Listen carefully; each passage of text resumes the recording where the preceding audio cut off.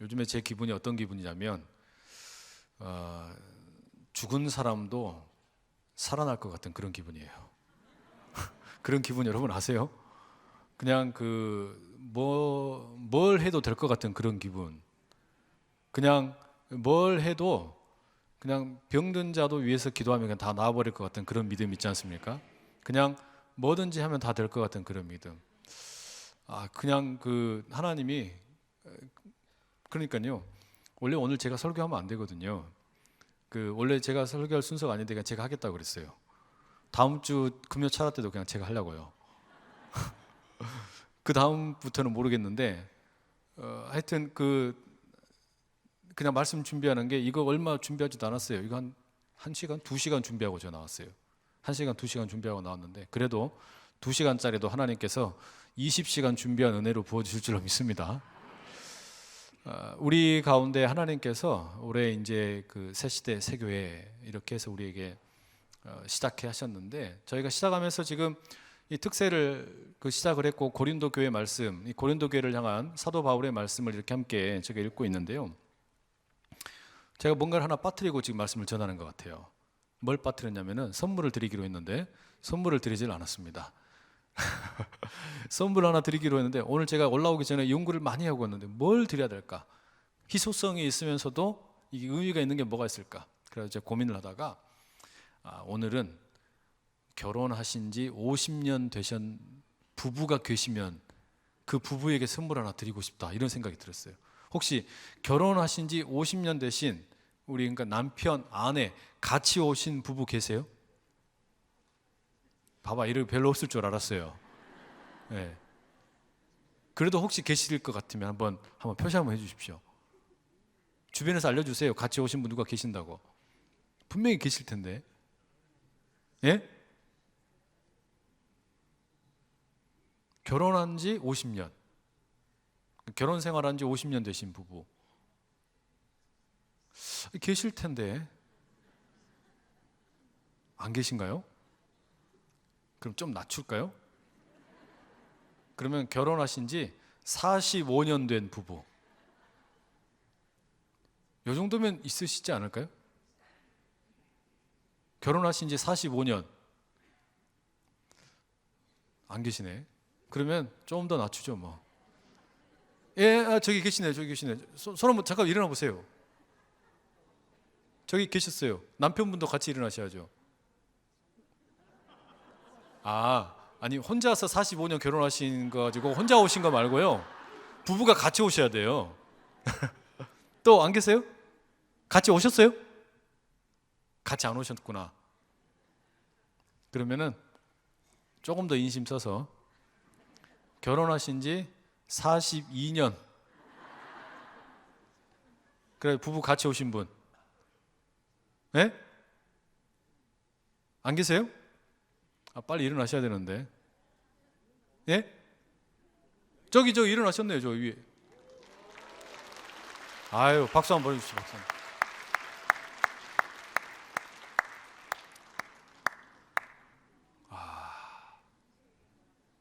여러분, 이건 정말 뜨거운 박수를 보내드려야 됩니다. 다시 한번 박수 보내주십시오.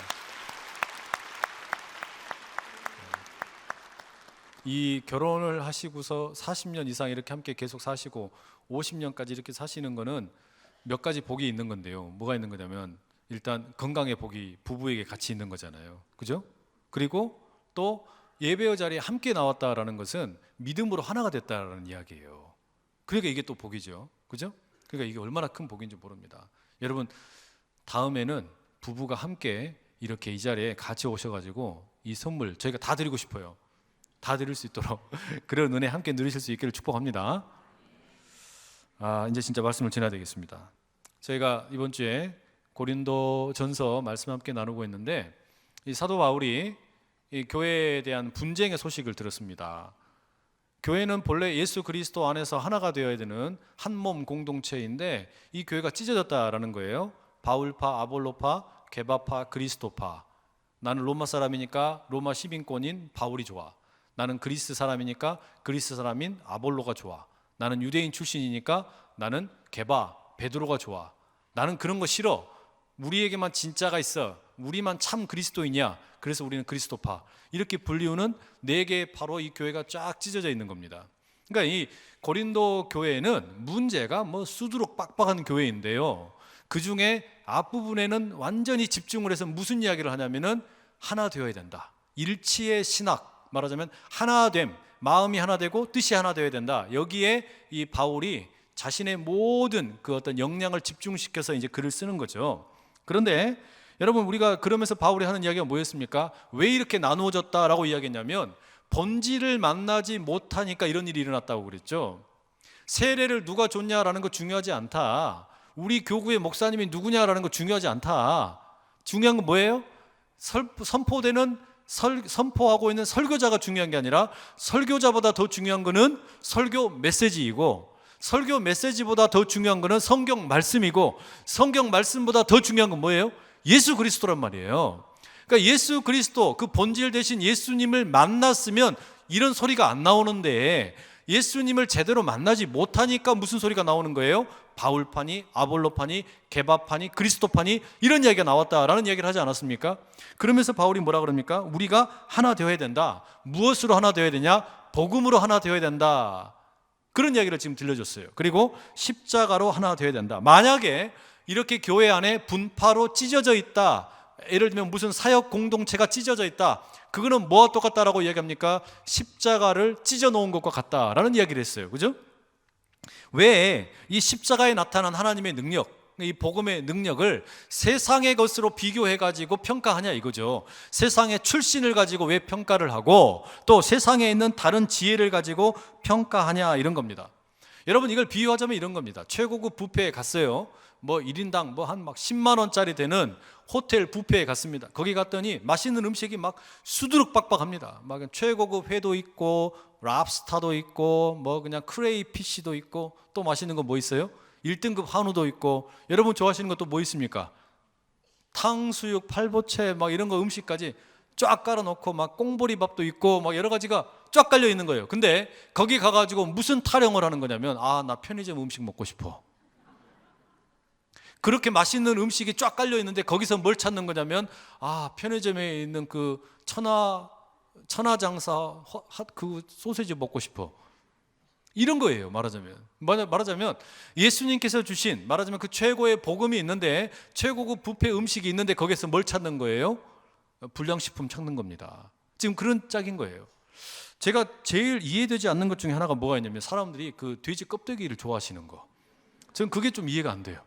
저는 그 돼지 껍데기 그냥 톤으로 갖다 줘도 안 먹을 것 같아요. 왜냐하면 속살이 맛있는 게 그렇게 많은데 뭐 하려고 껍데기까지 구워서 먹나 싶은 생각이 드는 거예요. 이렇게 말하면 그게 안 되겠죠. 또 좋아하시는 분들 계시는데. 그런데 여하튼 이게 이제 꼭 맞는 비유는 아니지만, 사도 바울이 하는 이야기가 뭐냐면, 본질을 만나면 그 껍데기는 다 필요 없다는 거 아닙니까? 본질을 만나면, 복음의 본질을 만나면 껍데기에 우리가 이렇게 소속감을 찾을 필요가 없다, 거기에 매달릴 필요가 없다라는 게 이 바울의 말씀이었어요. 그러면서 뭘 이야기했냐면, 왜 이 십자가의 복음, 십자가의 지혜를 세상의 지혜와 비교하냐, 이런 이야기를 했단 말이에요. 그러면서 무슨 이야기를 들려줍니까? 이 자신이 이야기하는 이 십자가의 복음이 유대인 출신의 똑똑하다라는 그 서기관들, 또는 무슨 그리스나 로마의 철학자들, 이런 사람들과 비교할 수가 없다. 그 사람들 똑똑하다고 말하는데, 그런 모든 똑똑한 것들 하나님께서 미련하게 만드셨다라고 이야기하는 겁니다. 그 이야기를 우리가 나누었죠. 그런데 그러면 어떻게 하나님의 그 지혜가 십자가에 나타났냐? 십자가에 나타난, 그 복음에 나타난 하나님의 지혜, 우리에게 허락된 그 지혜란 건 도대체 어떤 거길래 그렇게 이야기할 수 있냐? 그게 오늘 우리가 26절부터 나누게 되는 이 본문의 핵심입니다. 26절 말씀에 이렇게 기록이 되어 있죠. 한번 같이 읽어보실래요? 자, 이렇게 했습니다. 시작. 형제들아, 너희를 부르심을 보라. 육체를 따라 지혜로운 자가 많지 아니하며 능한 자가 많지 아니하며 문벌 좋은 자가 많지 아니하도다. 여러분, 이 구절을 우리가 조금 오해할 수가 있어요. 말씀 묵상하면서 너희를 부르심을 보라 그러면서 육체를 따라 지혜로운 자 많지 않고 능한 자 많지 않고 문벌 좋은 자 많지 않고, 이거를 우리가 잘못 이해하면 이렇게 생각할 수 있습니다. 아, 고린도 교회에 있는 사람들이 그렇게 연약한 자들이고 가난한 자들이고 미련한 자들이고 어리석은 자들이구나. 이렇게 이해할 수가 있어요. 그런데 여러분 그렇게 이해하면 곤란합니다. 왜 곤란하냐면 27절 말씀에 이렇게 이야기를 하거든요. 그러나 하나님께서 세상에 미련한 것들을 택하사 지혜 있는 자들을 부끄럽게 하려 하시고 세상에 약한 것들을 택하사 강한 것들을 부끄럽게 하려 하시며. 그러면 만약에 그 앞에 나오는 미련한 거, 가난한 거, 어리석은 거, 이게 고린도 교회에 있는 성도들이라면 하나님께서 고린도 교회 성도들을 택하셔가지고 세상에 지혜 있는 자들을 또는 부유한 자들을 창피하게 하셨다, 이런 말씀이 돼야 되잖아요. 그죠? 맞죠? 만약에 그렇게 이해하면. 근데 이게 말이 문제가 있는 게 무슨 문제가 있냐면, 만약에 지금 고린도 교회가 그렇게 가난하고 어리석고 또 미련하고 참 이렇게 여러 가지로 부족한데 하나님이 택하셔가지고 세상에 지혜 있고 똑똑하다는 사람들을 또는 부자인 사람들을 창피하게 만들었다, 그렇게 이야기하면 고린도 편지 쓸 필요 있어요, 없어요? 고린도 교회에다가 편지를 쓸 필요가 있습니까, 없습니까? 편지를 쓸 하등의 이유가 없죠. 근데 우리가 지금 이미 앞서서 봤지만 고린도 교회 문제투성입니다. 엄청나게 문제가 많은 교회예요. 말하자면 지금 일단 분열의 이런 일들이 있죠. 게다가 성찬을 하는데 술 취해가지고 성찬을 받지를 않나, 계모하고 잠자리를 갖는 사람들이 있지를 않나, 또 은사를 내 은사가 더 높다 낮다 이거 가지고 막 싸우지를 않나, 부활이 없다라고 부활까지 부인해버리질 않나. 완전히 이거는 개판 5분 전인 거예요, 교회가. 이런 교회인데 어떻게 그러면 지금 이 바울이 말에 이게 지금 말이 되겠습니까? 여러분들은 정말 미련하고, 여러분들은 정말 돈도 가진 것도 없고, 여러분들은 정말 완전히 그냥 너무너무 하찮은 존재들인데 하나님께서 여러분들을 택하셔가지고 여러분들을 통해서 세상에 지혜 있는 자들, 또 세상에 똑똑한 자들, 그런 사람들을 다 창피하게 하셨습니다. 이게 말이 안 되잖아요, 지금 이 상황이. 그죠? 그러면 지금 이 사도 바울이 이야기하는 세상에서 택한 미련한 자 또는 어리석은 자, 가난한 자, 이건 누구를 말하는 겁니까? 그게 이 고린도 교회가 아니라면 이게 누구를 말하는 거냐요, 이거예요. 이게 누굴까? 여러분, 이 고린도 교회를 그렇게 부르셨다라는 이야기가 아니고, 이거는 누구를 말하는 거냐면, 무엇을 말하는 거냐면 27절에서 말하는 그 어리석은 자, 그 미련한 자, 그 가난한 자, 이것은 베들레헴의 마굿간을 이야기하는 것이고 예루살렘의 십자가를 이야기하는 겁니다. 그러니까 고린도 교회가 그렇다라는 게 아니고, 왜냐하면 여러분 고린도 교회 가운데도 그 브리스길라나 아굴라 같은 사람들이 있었잖아요. 이 사람들은 온 교회 성도들을 자기 집에 다 초청해가지고 한턱을 쏠 만큼 부자였어요. 에베소에도 집이 있었고 로마에도 집이 있었고 어마어마하게 큰 부자였습니다, 이 브리스길라 아굴라 같은 사람은. 그러니까 가난하다라는 말이 이 성도에게는 어울리지가 않는 거죠. 그죠? 그러니까 고린도 교회에다가 행하는 말이 아니고, 지금 사도 바울이 이야기하는 미련하거나 어리석거나 가난한 자를 택했다, 가난한 것을 택했다, 이건 뭘 말하는 거냐면 베들레헴의 마국간을 하나님께서 택하셨다는 이야기예요. 그리고 베들레헴에서 그 별품없는 목자들을 택하셨다라는 이야기예요. 그리고 또 갈릴리의 하찮은 어부들을 택하셨고, 그리고 예루살렘의 십자가를 택하셨고, 이런 세상에 보기엔 너무나 보잘것없고 어리석어 보이는 베들레헴과 갈릴리와 예루살렘에 그 하나님께서 예수 그리스도가 거쳐가게 하셨던 그 모든 행로들을 보면 세상에 보기에는 가난하고 어리석고 너무나 보잘것없는 모습이다. 그런데 이걸 택하셔서 뭐 하셨다는 겁니까? 세상에 지혜롭다라고 하는 서기관들을 묵사발로 만드셨고, 그리고 로마와 그리스 출신의 철학자들을 완전히 밥맛으로 만들어버리셨다, 이 이야기예요.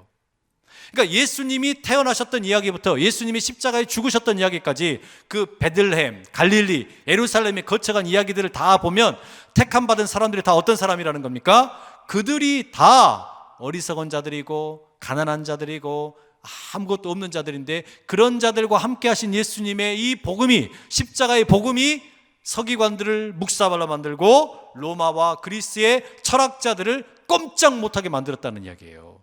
그리고 이 복음을 누가 들었다는 겁니까? 이 복음을 여러분도 들었다라는 이야기예요. 이 복음을 여러분이 들었다라는 이야기예요. 여러분 그러지 않습니까? 베들레헴의 그 어떤 마국간, 아니 말 밥통에 태어나신다라는 게 이게 말이 됩니까? 게다가 처녀가 임신을 했다라는 거, 이거 세상 사람들이 들으면 비웃을 이야기죠. 안 그렇습니까? 게다가 그 예수님이 또 이 살아가셔서 행동하셨던 거 보면은 세리들하고 친구가 되시고 창기들하고 같이 노시고 또 택한 제자가 어부들이에요. 또 목자들이랑 같이 놀아요. 그 당시 사회로 보자면 다 천하디 천한 존재들입니다. 그리고 심지어 죽으실 때는 어디에 죽으셨냐면 십자가에 죽으셨다는 말이에요. 이거는 그야말로 완전히 세상의 최하층에 속하는 예수님의 행로였는데 그것을 들어서 사용하셔서 하나님이 어떻게 하셨다는 겁니까? 그 지혜롭다고 말하는 서기관들을 까부수시고 그리고 로마와 그리스의 철학자들을 까부수셨다는 이야기예요. 이게 지금 말하자면 바울이 이야기하는 미련한 것을 택하셔서 그 모든 지혜를 이기셨다라는 겁니다. 달리 말하면 이거예요. 나는 아무것도 아닙니다 라고 고백하는 사람들, 그 사람들을 들어가지고 나는 뭐 좀 됩니다 라고 말하는 사람들 다 그냥 카운터 펀치를 날리셨다는 거죠. 나는 아무것도 아닙니다, I am nothing 이라고 말하는 사람들, 나는 텅 비었습니다, 그런 사람들 데려다가 나는 뭐 좀 됩니다, 내가 뭐 좀 합니다, 내가 이래봬도 뭐 좀 있습니다 라고 하는 사람들 어떻게 했다는 거예요? 다 그냥 묵사발을 만드셨다는 거예요. 이게 십자가의 지혜라는 겁니다. 이게 하나님께서 주신 지혜라고 말하는 거예요. 그런데 바로 그렇게 하나님께서 볼품없는 것을 택하셔서 조금 뭐라도 내세울 만한 있는 것들, 그런 것을 이렇게 완전히 깔아뭉개시는 하나님의 그 능력을 보여주셨는데 어떻게 이 십자가의 복음을 만났으면서 다시 세상의 것을 자랑하는 옛날 초등학문으로 돌아가냐라고 이야기하는 겁니다. 어떻게 다시 나는 바울파고 아볼로파고 게바파고 그리스도파고 또 뭐 서기관을 따라가고 또 무슨 뭐 그리스의 철학자들을 따라가고 이런 이야기를 어떻게 다시 할 수 있냐, 그 이야기 하는 거예요. 그래서 29절 봐보세요. 세상 방식으로 자랑할 수 없다라는 이야기가 29절 이렇게 되어 있습니다. 함께 읽어보실게요. 함께 시작.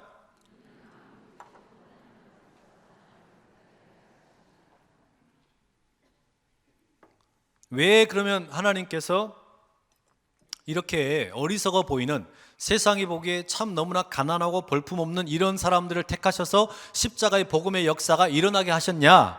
왜 예수님이 걸어오신 길을 그렇게 걸어오게 하셨냐? 한 사람도 육체를 가지고서는 하나님 앞에서 자랑하지 못하게 하기 위해서 그렇게 하셨다는 거예요. 한 사람도 하나님 앞에서 자기 자신이 가지고 있는 어떤 육체적인 조건을 가지고서는 자랑하지 못하게 하시겠다고.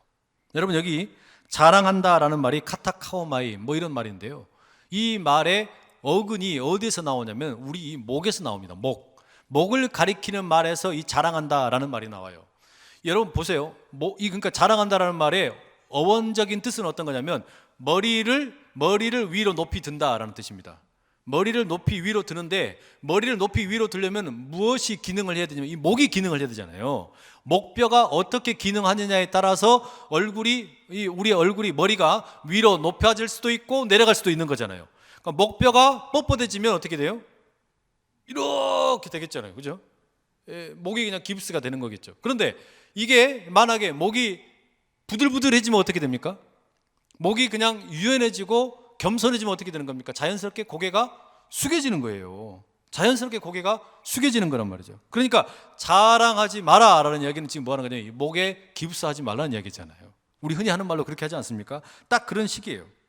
그래서 이 자랑하지 말라, 육체로는 자랑하지 말라, 육체를 가지고서는 하나님 앞에서 그 누구도 자랑하지 못할 것이다.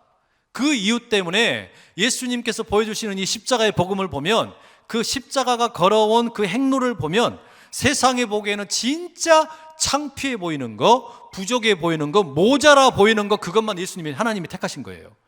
말밥통, 또 그 베들레헴, 또 처녀의 몸, 말도 되지 않는 이야기, 그리고 갈릴리에서의 그 어부들과 함께 하셨던 삶, 그 어떤 길가에서 걸어가셨던 예수님의 행보, 그리고 예루살렘에서의 그 십자가에 죽으시기까지 이 모든 길을 걸어가신 걸 보면은 완전히 한 사람도 자기 육체로 자랑할 것이 없도록 철저하게 하나님께서 일하셨다라는 겁니다. 그리고 여러분, 이 자랑이라는 것을 가만히 보면 어떻습니까? 자랑은요, 누군가가 자랑을 하게 되면 필연적으로 나타나는 현상이 있습니다. 그게 뭐냐면 상대방이 자랑하면 어때요? 부러워져요. 그러니까 자랑의 이면에는 상대방이 자랑을 하면 누군가는 부러워하게 되어 있습니다. 그러니까 자랑과 부러워하는 것은 늘 함께 따라가죠. 그러지 않습니까? 그죠? 제가요, 어렸을 때 그 완전 시골의 깡촌에서 살았는데 저는 그러니까 저보다 한 뭐 10살, 15살 이 정도 많으신 분들하고 이야기하면 통해요. 그 옛날 살았던 그런 그 어떤 환경이 그만큼 시골이었어요. 저희 동네가.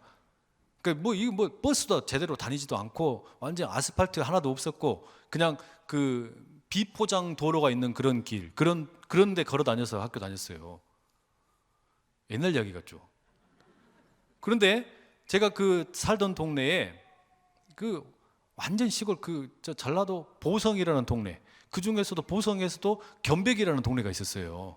이게 그 물 좋고 공기 좋고 참 좋은 동네인데 하여튼 완전 깡 시골이에요. 시골. 먹고 살 것도 별로 없는데 근데 그런 동네에 그 동네 분들이 뭘 하셨냐면은 그 과수원을 하시는 분이 계셨어요. 근데 과수원을 하면은 이제 막 수박 같은 거 막 이렇게 동네에 열려 있거든요. 그 얼마나 맛있어 보이든지 친구들하고 작정을 해가지고요 서리하러 갔습니다. 서리하러 가가지고 둘이 니는 망을 봐라, 너는 침투 줘, 너는 감시 줘, 뭐 이렇게 해가지고 저 오두막에 있는 그 주인 아저씨 있는데 몰래 기어 들어가가지고 따가지고 전달 받아가지고 저한테까지 이렇게 전달이 되는 거예요. 그런데 이게요 그 서리를 할 때 제가 이건 저희 아버지한테도 이야기 안 했어요. 숨겨놨던 나만 알고 있는 비밀인데 오늘 여러분들한테 처음 공개하는 겁니다. 근데 이때 그 얼마나 막 그냥 이 뭐랄까요 막 가슴이 콩닥거리든지 그때 뛰는 심장이 지금까지 계속 뛰고 있어요. 하여튼 그래가지고 수박을 서리해가지고 이제 우리 뛰어가는데 그때부터는 막 그냥 죽어라고 뛰는 거죠. 막 죽어라고 뛰어가가지고 이제 이 숨어가지고 그 수박을 탁 쪼개가지고 햇빛을 받아놓으니까 이 수박이 시원하지도 않아요. 그냥 맹숭맹숭해요. 근데 얼마나 맛있는지 그때 제가 어떤 생각을 했냐면 야, 나 크면은 이 수박 과수원 해야 되겠다. 그게 그렇게 부럽다는 말이에요. 그게 그렇게 너무너무 부러운 겁니다. 그러니까 누군가가 수박을 이렇게 막 그냥 뭐 이렇게 내놓거나 수박을 막 이렇게 자랑하면 어때요? 이게 그렇게 부러운 거예요. 저 집은 수박 많이 먹네? 막 이런 느낌이 드는 거죠. 지금은 그 제 초등학교 친구 중에 한 명이 그 미국의 저 유럽에 그 어떤 직장 파견을 나가 있는 친구가 한 명 있는데 이 친구는 그 어머니가 뭘 했냐면은 배틀을 여러분 그 옛날 삼배 아십니까? 배 짜는 그 기능인이었어요. 그래가지고 집에 가면 그 배북 막 이런 게 있고 배 짜는 기계가 있었어요. 그러니까 이 어머니가 그 부업을 해가지고 그래도 이 친구는 시골에서 그래도 꽤 살았어요. 그래가지고 저는 맨날 그 도시락 반찬 싸가면은 김치밖에 안 싸갔는데 이 친구는 소세지에다가 그 달걀 옷을 입혀가지고 이걸 만들어 갖고 오는 거예요. 이게 그러니까 얼마나 맛있어 보이든지. 제가 그때 그게 너무너무 부러웠던 겁니다.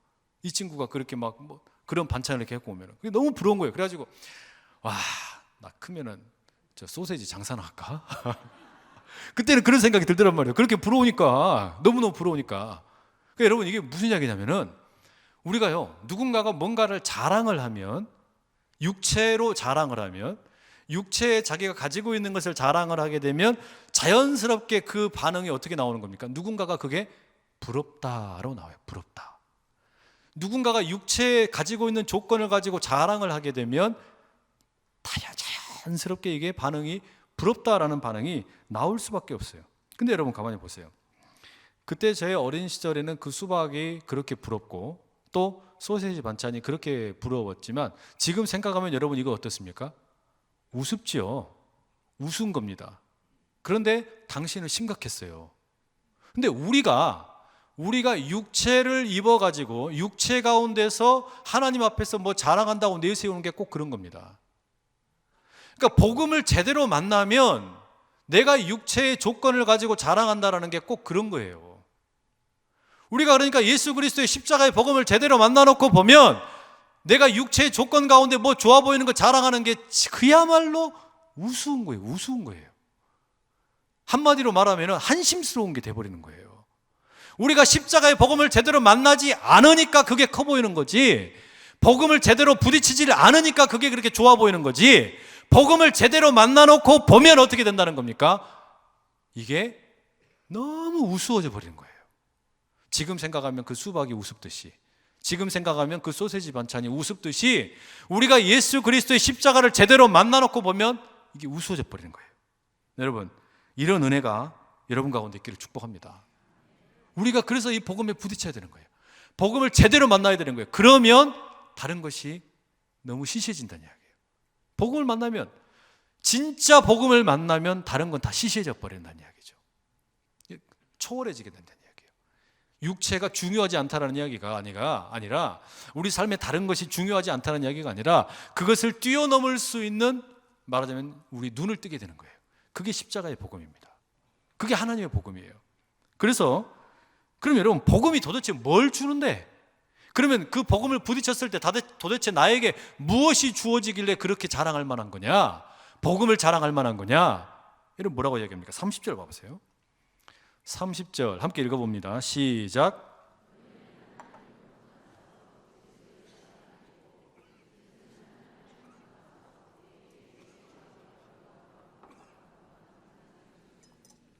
여기 말씀에 원래 30절이 시작할 때 그 빠진 단어가 하나 있습니다. 그게 뭐냐면 우리말로 하면 그러나라는 단어예요. 그러나. 그게 뭐냐면 29절에서 뭐라고 그랬습니까? 이는 아무 육체도 하나님 앞에서 자랑하지 못하게 하려 하심이라, 이렇게 끝났잖아요. 아무 육체도 육체로는 하나님 앞에서 자랑할 수가 없어요. 30절에 근데 시작하는데 뭐라고요? 그러나, 이런 거예요. 그러나 육체로는 하나님 앞에서 어떤 사람도 자랑할 수 없다. 그런데 30절 시작할 때 뭐라고요? 그러나 너희는 하나님으로부터 나서 그리스도 예수 안에 있고 예수는 하나님으로부터 나와서 우리에게 지혜와 의로움과 거룩함과 구원함이 되셨다. 이런 말이 되죠. 그러니까 이 그러나 말하는 말이 다 들어가야 되는 거예요. 우리가 육체의 조건으로는 자랑할 것이 하나님 앞에서 아무것도 없습니다. 그러나 예수님께서 우리에게 주신 이 지혜가 있는데 그게 뭐냐? 의로움과 거룩함과 구원함이 있다라는 겁니다. 이 미련한 방법으로 하나님이 주신 이 선물이 있다라는 거예요. 하나님께서 진짜 선물을 주셨다, 진짜 지혜를 주셨다. 여기에 그러니까 뭐 지혜, 의로움, 거룩함, 구원함 이렇게 네 개를 이야기하는데 이거는 이렇게 이야기하시면 됩니다. 예수님께서 하나님으로부터 우리에게 가져다 준 지혜, 그것은 뭐냐? 곧 의로움과 거룩함과 구원함이다. 이렇게 이해를 하시면 돼요. 그러니까 그 지혜가 세 가지가 있다라는 이야기예요. 세 가지가. 이게 마치 뭐와 똑같은 거냐면 하나님께서 우리에게 과일 바구니를 하나 주셨다. 그런데 그 과일 바구니 안에 사과도 있고 배도 있고 감도 있고 귤도 있다, 이거예요. 그러니까 하나님께서 예수 그리스도를 통해서 우리에게 지혜를 주셨는데, 십자가의 지혜를 주셨는데, 이 복음의 지혜를 주셨는데, 이 복음에는 뭐가 있다고요? 의로움이 있고 거룩함이 있고 구원함이 있다라는 겁니다. 이 선물이 우리에게 주어졌다는 거예요. 이게 하나님께서 십자가를 통해 우리에게 주신 지혜라는 겁니다. 그럼 여러분, 이게 뭔지 알아봐야 되겠죠. 의로움은 뭐고, 이 거룩함은 뭐고, 구원함은 뭐냐 이거예요. 의로움이 뭐냐? 의로움. 여러분, 의로움을 제일 쉽게 이해하면 이런 겁니다. 자리 바꿈이에요. 자리 바꿈. 자리를 바꾸는 게 의로움입니다. 그러니까 의로움이라는 것이 왜 선물이 되는 거냐면 내 자리와, 내가 본래 있는 자리와 예수님의 자리가 서로 뒤바뀜이 된 겁니다. 이게 의로움이에요. 그러니까 나는 본래 아주 의롭지 못한 자리에 앉아 있었는데, 나는 말하자면 불의한 자리에 앉아 있었는데 예수님께서 나를 대신해서 불의한 자리에 앉으시고 나를 의로운 자리로 옮겨주신 거예요. 이게 의로움이에요. 그래서 이걸 우리가 신학적인 용어로 뭐라고 부르냐면 칭의라고 부르요. 의롭다고 칭해준다라는 이야기입니다. 내가 의롭다라고 말할 수 없다는 이야기예요. 예수님께서 자리를 바꿔주시니까 내가 의롭게 된 거죠. 그러니까 육체로는 하나님 앞에서 자랑할 게 없다라는 게, 우리가 뭔가 내 몸으로 뭔가 해가지고 내가 뭐 마음을 잘 써가지고 이것 가지고서는 의롭게 될 수 없다라는 이야기예요. 그게 그 이야기입니다. 두 번째, 거룩함. 거룩함이라는 건 뭡니까? 여러분, 우리가 고린도 교회 성도들 이미 앞서 봤지만 성도라고 불리울 만한 자격이 없는데 이들이 뭐가 된 거냐면 성도가 되었어요.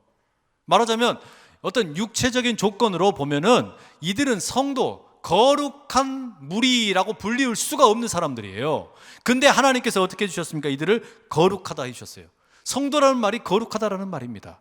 거룩한 백성이라는 뜻이거든요. 쉽게 이야기하면 거룩하다라고 해주신 것은요, 우리에게 자격이 없는데, 우리가 도무지 자격이 없는데 하나님께서 우리를 하나님 자녀 삼아주셨다는 이야기입니다.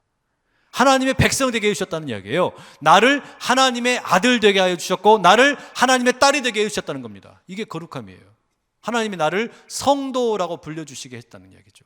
여러분, 내가 성도라고 불려질 수 있게 되었다는 것이 우리 모두에게 최고의 자랑될 수 있기를 축복합니다. 이게 내가 성도라고 불리운다는 거, 이게 진짜 기가 막힌 특권이에요. 어떤 다른 것으로도 바꿀 수 없는 최고의 특권입니다. 성도가 되었다.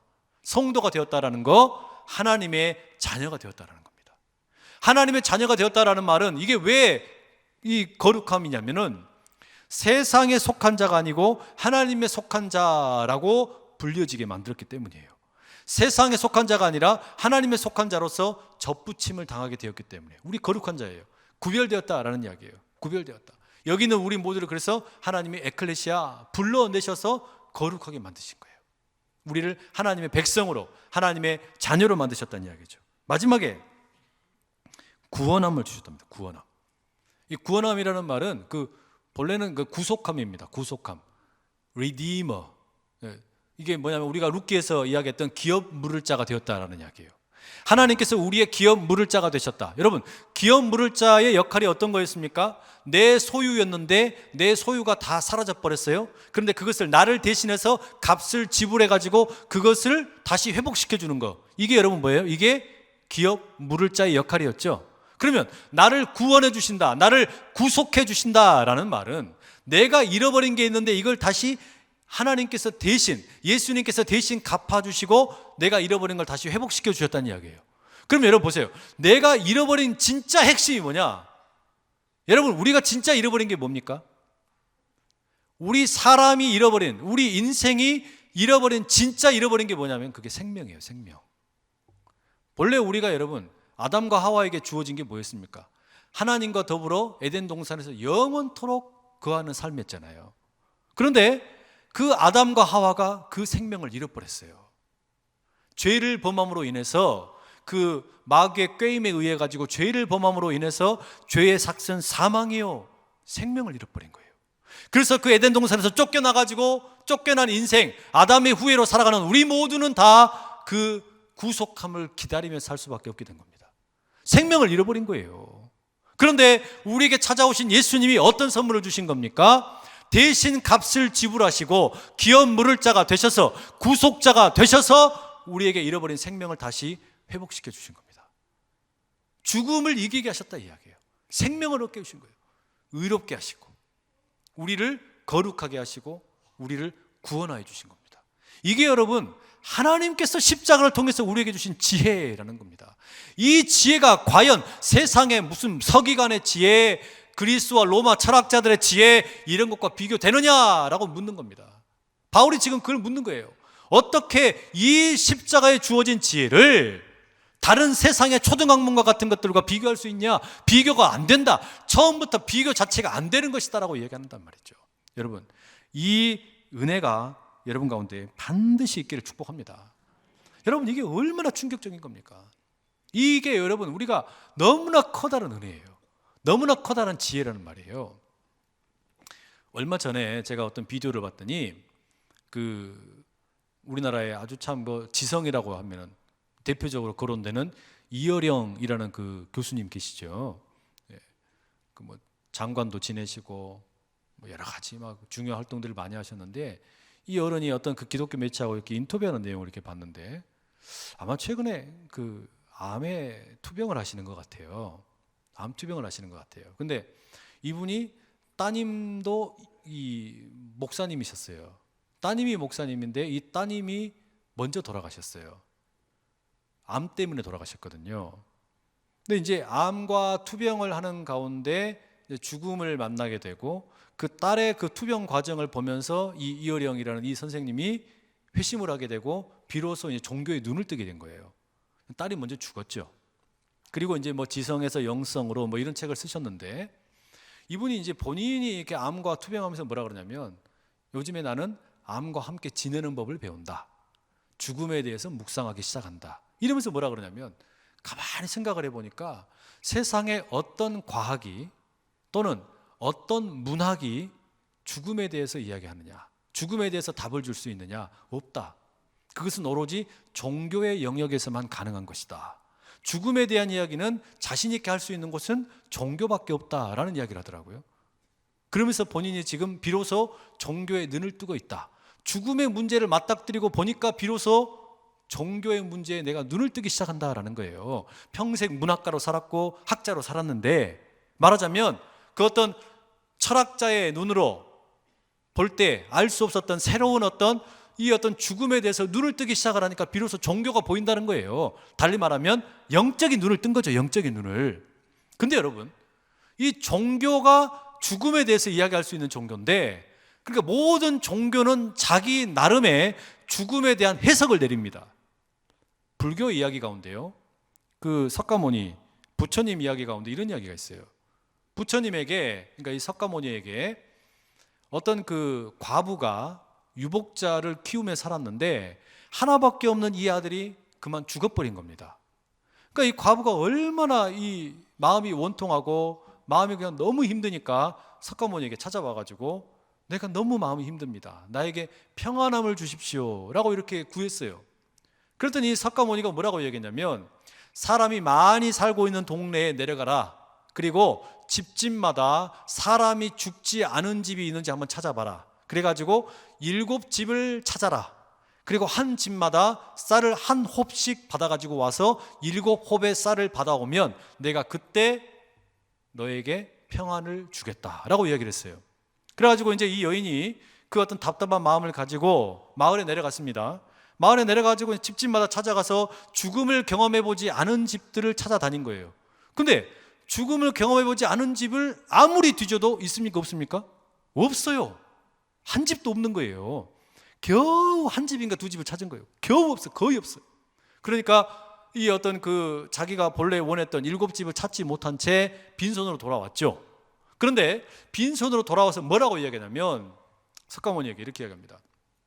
내가 선생님이 시킨 대로 가서 찾아봤는데 죽음을 경험하지 않은 집이 거의 없더라고요. 그런데 그 사람들의 이야기를 듣는 가운데 그들이 죽음에 어떤 만나가지고 자기 가족을 잃어버린 어떤 이야기들을 듣는 가운데 내가 마음의 평안함이 회복이 되었습니다. 그렇게 이야기하는 거예요.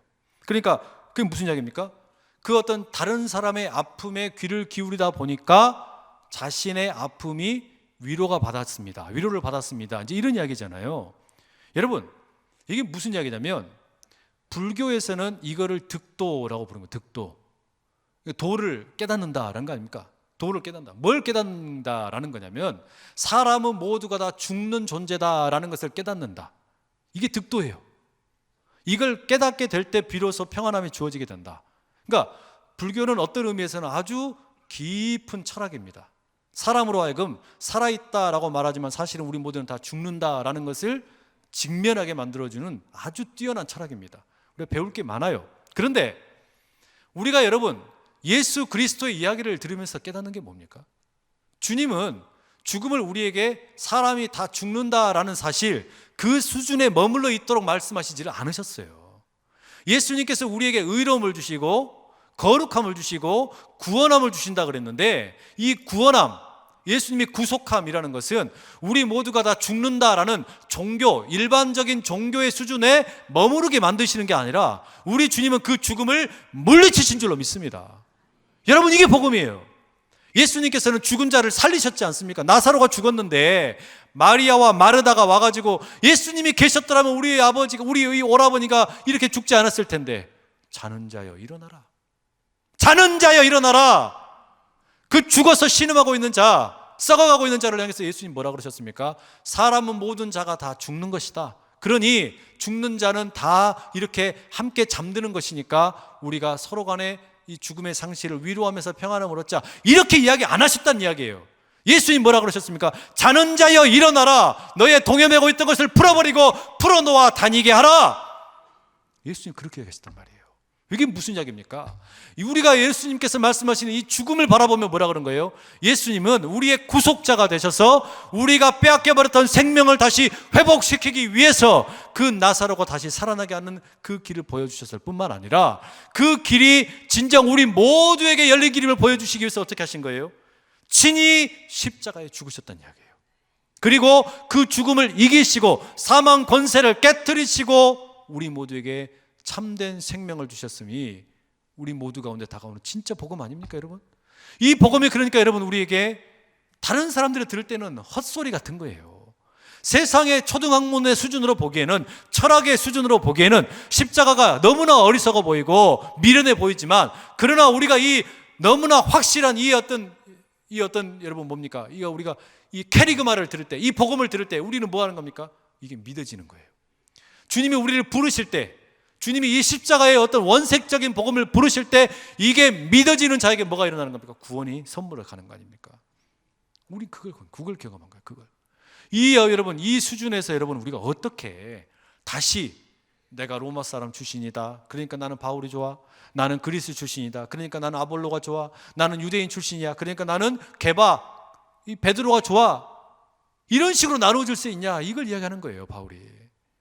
우리가 이 복음을 받았는데, 이렇게 너무나도 귀한 복음을 받았는데, 이 십자가의 복음이 우리에게 찾아와서 우리를 의롭게 하시고 우리를 거룩하게 하시고 우리를 구원하는 복음을 우리가 받았는데, 우리가 잃어버렸던 생명을 다시 회복하는 이 길을 받았는데 어떻게 우리가 다시 나누어질 수 있냐? 여러분 이걸 받았으면 다른 어떤 부차적인 거, 이건 다 껍데기예요. 이건 다 껍데기라는 거예요. 그러니 여러분 우리가 이 복음을 전하는데 앞장서며 살 수 있기를 축복합니다. 우리가 이 복음 붙들고 사는 거예요. 이 복음이 우리 안에서 살아있으면 교회가 살아있는 겁니다. 이 복음을 붙들면 우리 신앙이 살아있는 거예요. 근데 이 복음이 꺼져버리면, 이 십자가의 복음이 사라져버리면 교회가 죽어요. 십자가의 복음이 꺼져버리면 교회가 사그라들고 우리 믿음이 사그라들고 지역사회가 죽어가는 겁니다. 여러분 그러니까 우리가 이 복음에 날마다 미쳐서 살아갈 수 있기를 축복합니다.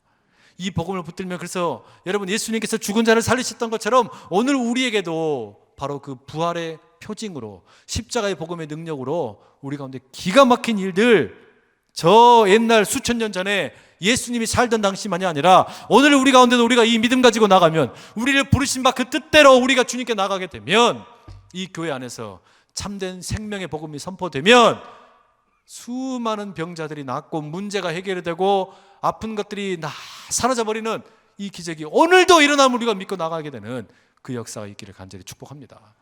기도하겠습니다. 사랑하는 아버지 하나님, 오늘도 우리가 이 밤에 그 살아계신 예수 그리스도의 십자가의 복음을 붙잡고 여기 나왔습니다. 아버지 하나님, 세상에 썩어지는 것들, 아버지 연약한 것들, 또 모자랄 것들, 바로 그런 것들을 택하셔서 그 예수 그리스도의 삶의 길을 보여주심으로 그 베들레헴의 마국간을 지나서 또 처녀의 몸과 아버지 또 갈릴리의 저 가난한 어부들과 목자들과 그리고 주님 예루살렘의 그 십자가의 길을 통해 보여주신 이 복음, 주여 우리가 이 복음을 받아서 우리가 의롭게 되고 거룩하게 되고 구원함을 입었는데 어찌 다시 우리가 바울파요, 아볼로파요, 게바파라고 그리스도파라고 나눠줄 수 있겠습니까? 주여 이 복음 앞에서 우리가 날마다 아버지며 생명을 얻은 자로 살아가는 놀라운 은총 경험하며 살게 하여 주시옵소서. 예수 그리스도 이름으로 기도드립니다. 아멘.